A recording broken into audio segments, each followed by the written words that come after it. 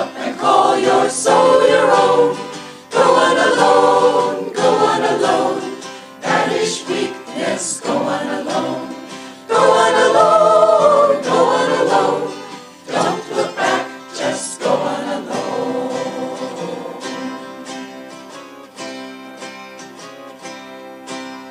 Some men lack the daring ever to be free. They shun the heights and cloud the depths and court security. Come, you're a man, no passive stone. Stand up and call your soul your own. Go on alone, go on alone. Banish weakness, go on alone. Go on alone, go on alone. Don't look back, just go on alone.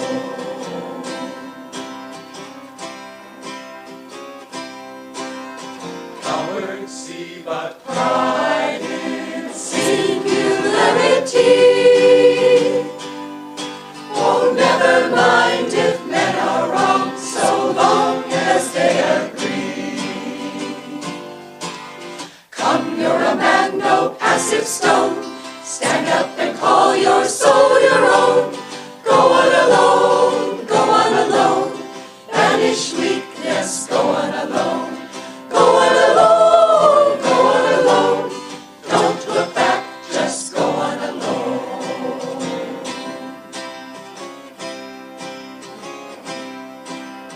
Claim the power within you, ever to defy.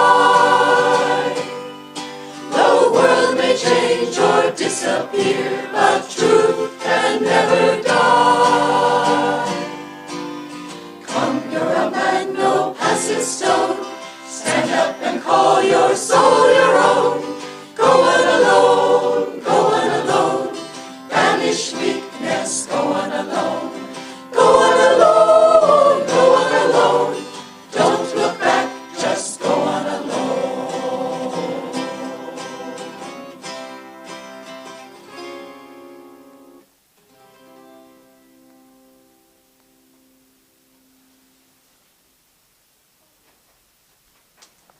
Good morning, everyone. For those who don't know us, my name is Nayaswami Anandi. This is Nayaswami Devi. We'll begin this morning with a reading from Rays of the One Light, which are weekly commentaries on the Bible and the Bhagavad Gita, written by Swami Kriyananda. This week's reading is called Many Are the Pathways to Truth. Truth is one and eternal. Realize oneness with it in your deathless self within. The following commentary is based on the teachings of Paramahansa Yogananda. On the dedication page of Swami Kriyananda's book, The Path, appears the following account. A group of Paramahansa Yogananda's disciples had gone with him to see a movie about the life of Gyandev, a great saint of medieval India. Afterwards, they gathered and listened to the master explain certain subtler aspects of that inspiring story. A young man in the group mentioned another film he had seen years earlier in India about the life of Mirabai, a famous woman saint. If you'd seen that movie, he exclaimed, you wouldn't even have liked this one. The Guru rebuked him. Why make such comparisons? The lives of great saints manifest in various ways the same one God. The Bible contains a similar account in the Gospel of St. Luke, chapter 9. And John said, Master, we saw one casting out devils in thy name, and we forbade him, because he followeth not with us. And Jesus said unto him, Forbid him not, for he that is not against us is for us. The more central a truth, the greater the number of contexts in which it can be applied. truth is like a pure white light, containing within itself the full spectrum of the rainbow.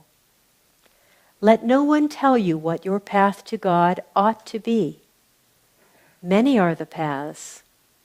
Select your own according to the dictates of your own nature, no matter how out of step that puts you with other people. Sri Krishna, in the 3rd chapter of the Bhagavad Gita, states, trying even unsuccessfully to fulfill one's own spiritual duty, dharma, is better than pursuing successfully the duties of others. Better death itself in the pursuance of one's own duties. The pursuance of another's duties is fraught with spiritual danger.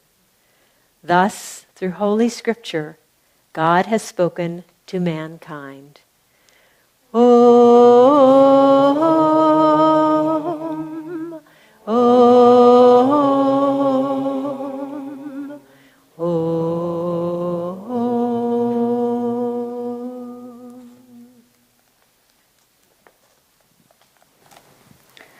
Good morning, everyone.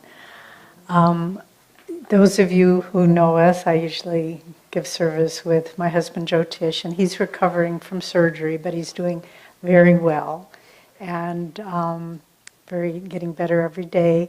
And we have this afternoon we're officiating at a wedding, so he's taking the morning off so he can help us celebrate Badri and Gita's wedding. So I'd like to start by reading a prayer poem from Yogananda's beautiful Whispers from Eternity. This is demand to travel by the one highway of realization. Our one Father, we are traveling by many true paths toward thy one abode of light.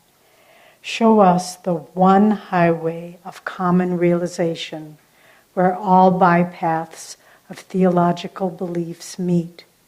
Make us feel that the diverse religions are branches of thy one tree of truth. Bless us that we enjoy the intuition-tested, ripe, luscious fruits of self-knowledge hanging from the many branches of true scriptural teachings. In thy one temple of silence, we all sing to thee a chorus of many-voiced religions. Teach us to chant in harmony with thy love's manifold expressions, that our chorus of souls rouse thee to break thy vow of cosmic silence and lift us onto thy lap of universal, immortal understanding. That's a beautiful phrase, universal, immortal understanding. Doesn't seem to characterize the times in which we live very much, does it? We live in challenging times. We live in times where forms of religious belief and political belief are pitted against each other with violence and hatred, perhaps unknown certainly in my lifetime. And yet it's helpful to understand why this is happening now. Our gurus speak of a changing of the ages that we're living in now. We're moving from an age called Kali Yuga, or the Dark Age, where things are fixed in form, into an age of energy, where form begins to dissolve and people understand that it is the consciousness behind things, not their form, that gives them meaning. And so Ananda's founder, Swami Kriyananda, put it very well. He said, the rise in fundamentalism globally that we see in all religions is because the old forms of the former age, the old forms of religious belief, of political belief, are being animated by this new energy of Dwapara Yuga, this new age that we're living in. And so we see it seems to be an age of extreme confusion and loss of values and loss of meaning. But we need to have a longer range view of it. We need to understand that we are coming through a tunnel that seems filled with the opposite of universal understanding and truth, where it just seems there is no truth anywhere to be found.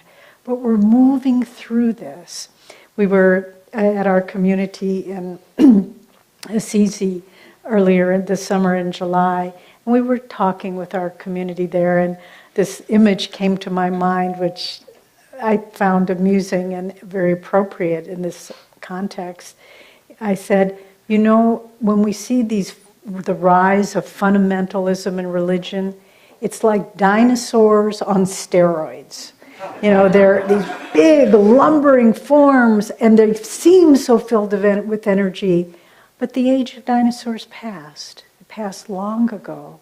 And this age of intolerance and bigotry and fundamentalism in politics and religion, it will pass. Because we are, whether we like it or not, whether we understand it or recognize it or not, we are moving into an age of greater understanding and enlightenment. And what can we look to as solutions then? You know, as I said, we were in Italy in July, and we were touring around. We took our 16-year-old granddaughter with us, and so we were seeing a lot of touristy things that we usually don't do when we go to Italy, where it's more teaching and serving and so forth. But we went to the Vatican and to see the museum there. And what a monument to religion locked in form. I mean, it seemed just a huge embodiment of religion that has been encased in wealth and power.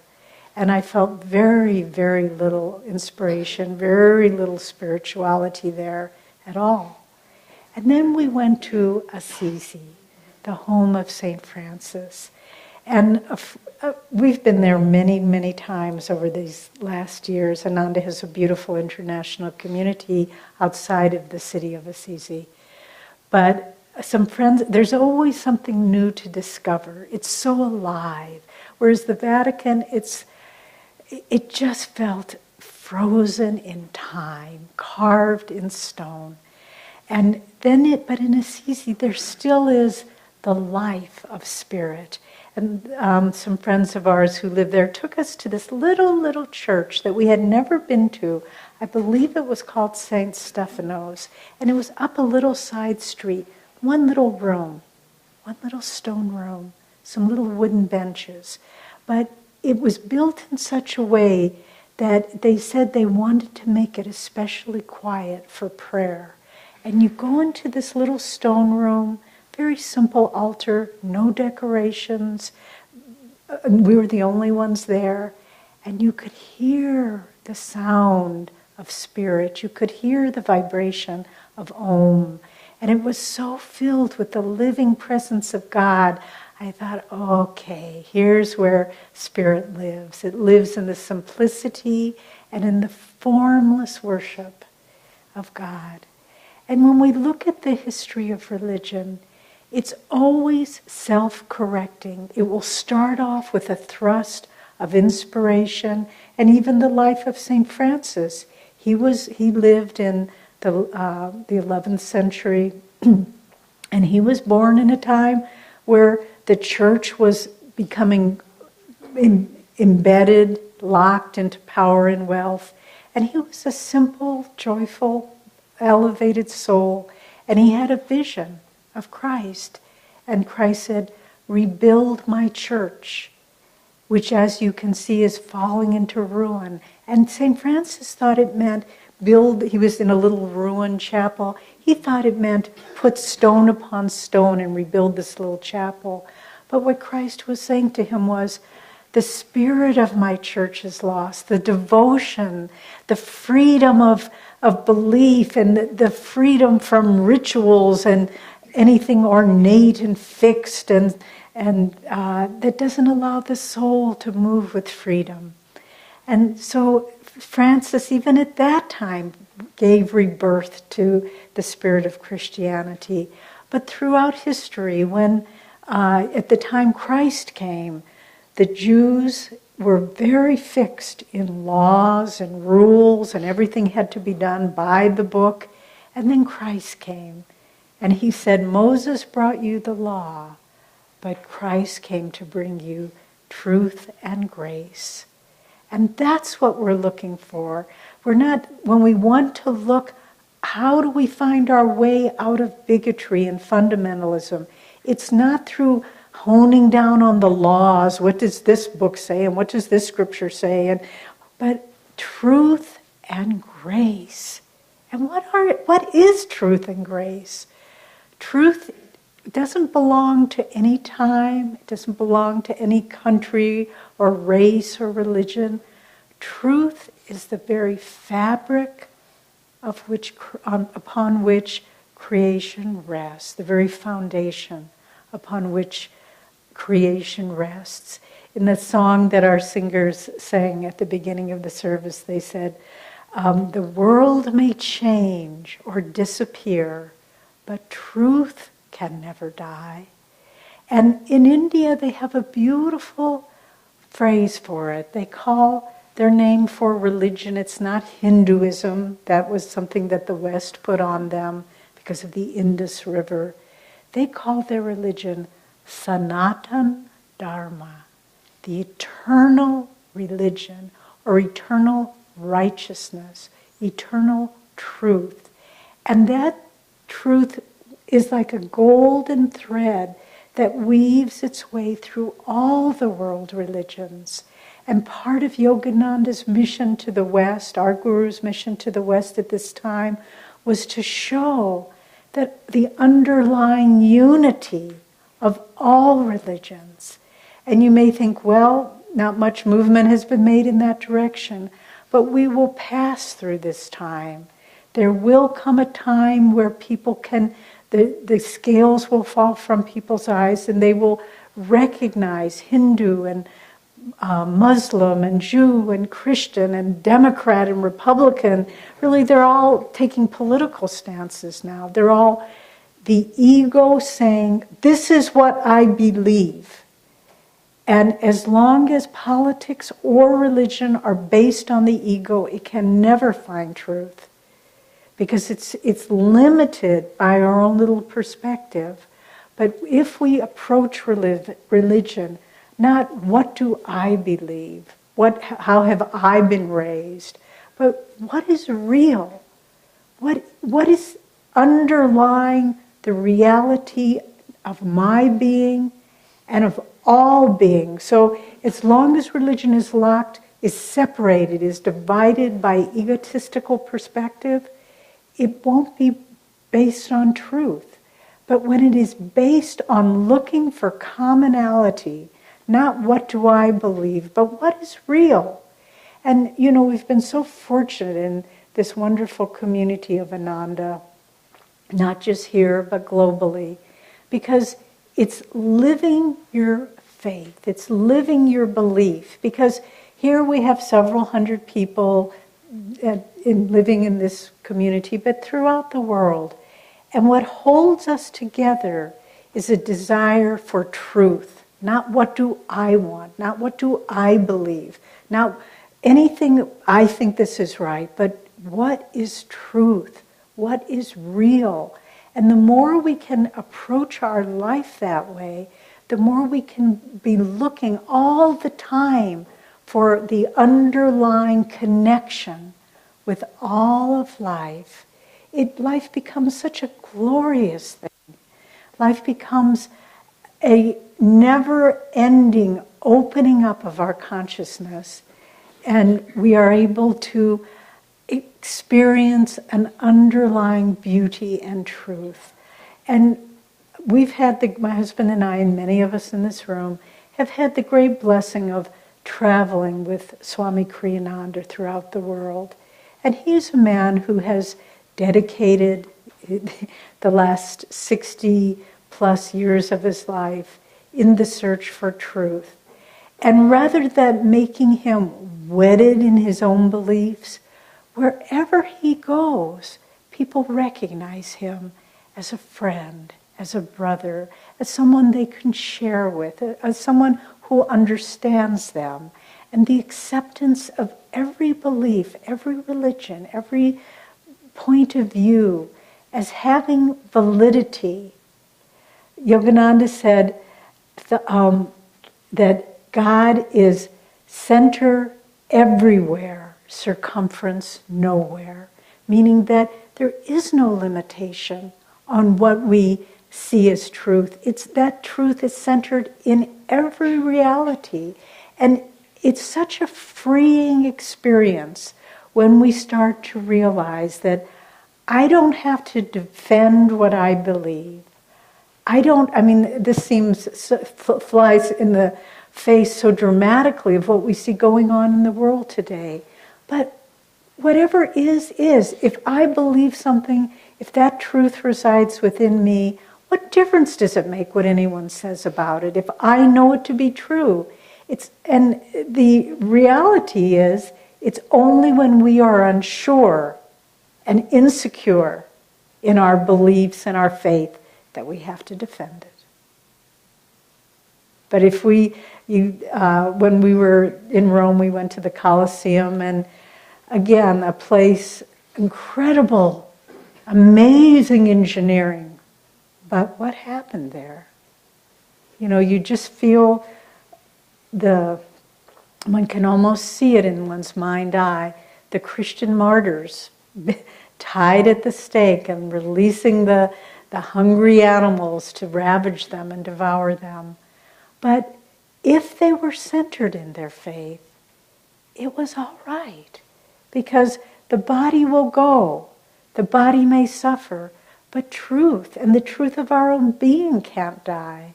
So the more we can stand in the confidence without having to justify it to anyone else, the more we can do that, the more we are free. People may misunderstand us, they may condemn us, they may persecute us. It doesn't matter. It doesn't matter at all. Because the only safe place to stand in this world of shifting sands is in the truth of our own being. Everything else can go. Everything else can be taken away. But the truth of our own being cannot be diminished and cannot be taken away. And when you begin to realize that, there's such freedom in that. And the great saints were just so much themselves. They weren't trying to please or impress anyone. They were just themselves because they were resting in the truth of their own being. So Sanatana Dharma, that eternal religion, Swami Kriyananda put it so beautifully. He said, if all life on earth was extinguished, Sanatana Dharma would still exist on the farthest planet at the edge of infinity, because it's not based on belief, it's based on what is. And there is such comfort in that the reality does not have to be validated by our acceptance. It just is. And all we need to do is align ourselves with that. But then, in the passage we read this morning, it also talks about, from the Bhagavad Gita, that we need to find our own Dharma. It said, far better to fail at your own Dharma than to succeed at someone else's. And what a challenge this is. Because we see someone leading a life, and that might be good, and that might be good, and maybe if I acted that way, and maybe if I dressed this way. We were waiting in a doctor's office recently, and Jyotish, there were many magazines around, and he said, do you want to look at People magazine? I said, I just can't do it anymore. I just can't look at People magazine anymore. It's just a house of mirrors. Just like, who looks like this, and who looks like that, and this and that, and it's a world so broken up and so fractured that there's no peace there.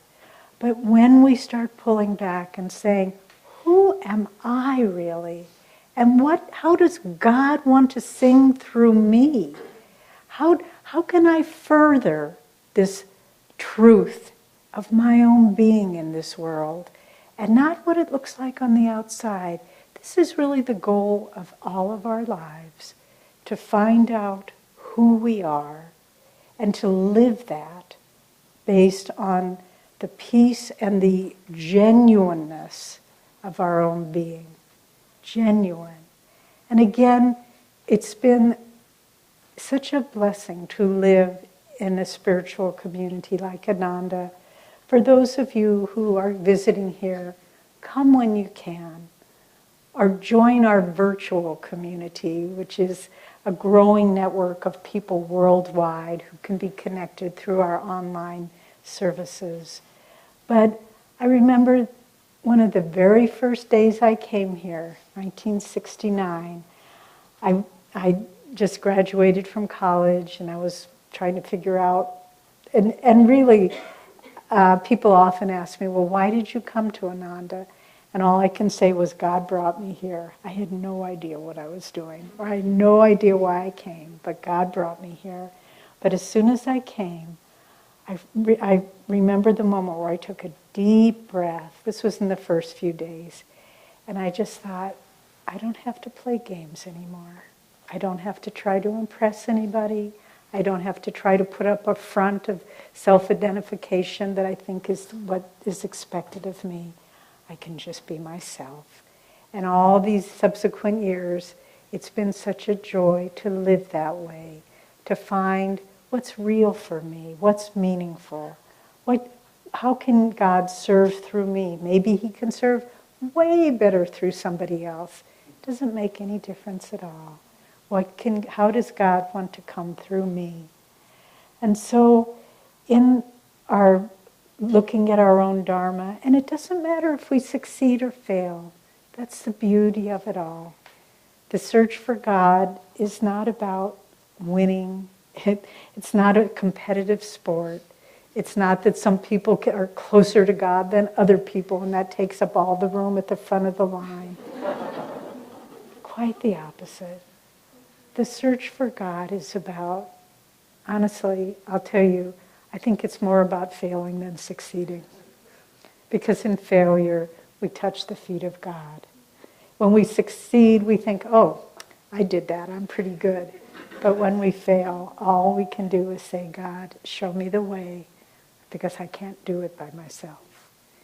And so the more we can just embrace the mistakes we make, the failures we experience, the setbacks, and just keep saying, God, all I want is to live in thy truth. I'm tired of the shifting sands of this world. They give me nothing in the end. But I want to know who I am. I remember some years ago, I was camping. We were camping. And I was taking a little nap. We had one tent where we were camping that was just like a mosquito net tent, so you could see all around. There was a beautiful lake nearby. And I went into a very, very deep sleep, like a superconscious sleep. And in the sleep, I could feel I was being led forward, kind of out of my body, to look in this mirror to see who I was. And I looked in the mirror, but it was all obscured. And I thought, why can't I see? But I heard within me kind of a guiding voice saying, that will come. You will see, but not yet. And so for all of us, let's keep trying. Keep trying to see who we really are, not defined by gender or age or work or friends or relations or anything else, but who am I? And the more we can feel God revealing that to us, we did that beautiful chant, reveal thyself. Well, we could also think of that, reveal myself.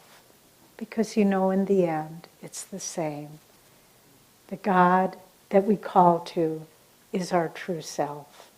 And if we can't see it yet, we just have to keep refining our vision till we realize that our Dharma is only an expression of God's presence within us, of His kindness, of His joy, of His love, of His compassion, of His strength, all of those things.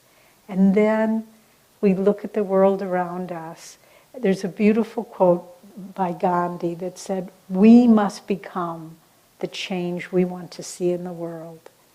And if we want to see a world that's filled with harmony and universal brotherhood, we need to find that within ourselves and quietly walk that and give that and bless others with that consciousness.